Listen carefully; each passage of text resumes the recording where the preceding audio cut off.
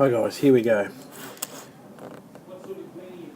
Sigma notation. This is 6G out of Cambridge. This is the next instalment. So let's just have a look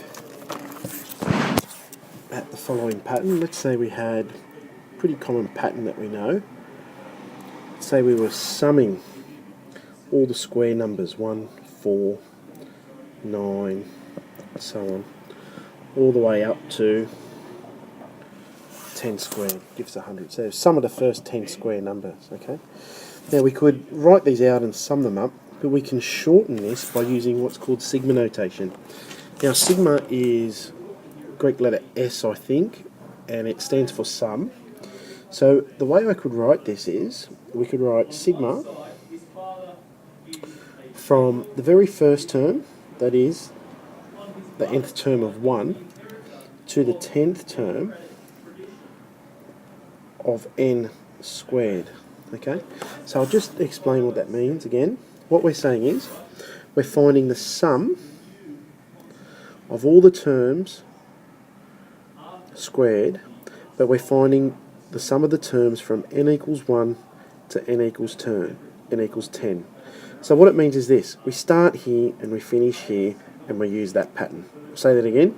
We start here, we finish here, and we use this pattern. Okay, so what this would equal is well, when n equals 1, we put 1 in, that's 1 squared, plus when n equals 2, we put that in, that's 2 squared, plus we put 3 in, 3 squared, and so on, all the way up to, we're told to finish at 10. The top number's 10, so we finish at 10, 10 squared. Okay, so then all we do is we put those numbers in our calculator, 1 plus 4 plus 9 plus, and so on, all the way up to 100, and that equals 385. Okay? Alright, so you could be given something that's a little bit more difficult. So you could be given something, say, like this. Let's have a think. Let's say we had, say, sigma from n equals 2 to n equals 5 of 3n plus 1. Okay? So all we do here is we just rewrite it. So n equals 2, that means we start at 2. Okay?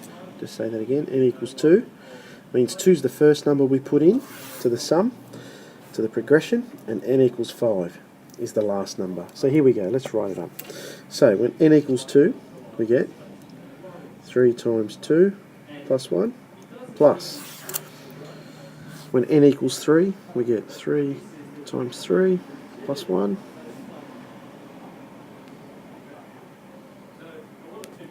plus. And we go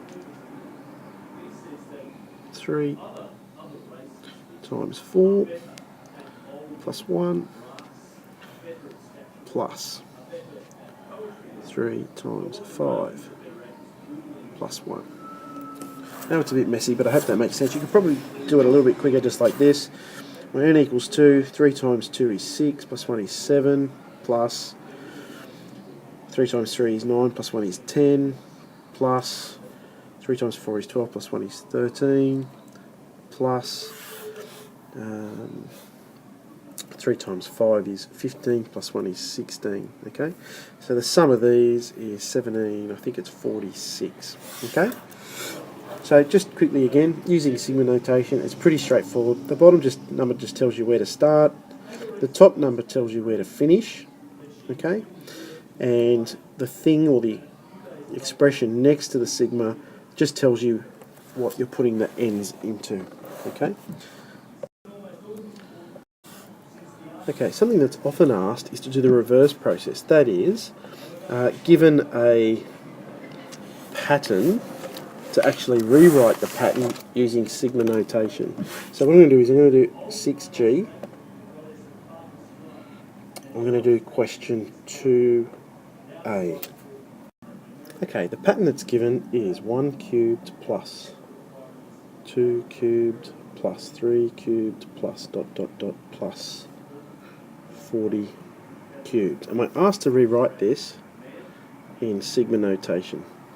Okay, so if we have a look, we've got the first term, second term, third term, so first term, second term, third term, all the way up to the 40th term. I think you'll agree there's 40 terms there. Okay, so the way to write this is like this. We know that we're finding the sum of from the first term to the 40th term, and what we're doing each time is we're cubing. Okay, so now we've written that out nicely using sigma notation. I'll leave the rest of question for you to do. Alright, so here we go. Here's what needs to be done for sigma notation. Okay? Alright, so here's 6G. Could you please just do all of question 1 and all of question 2?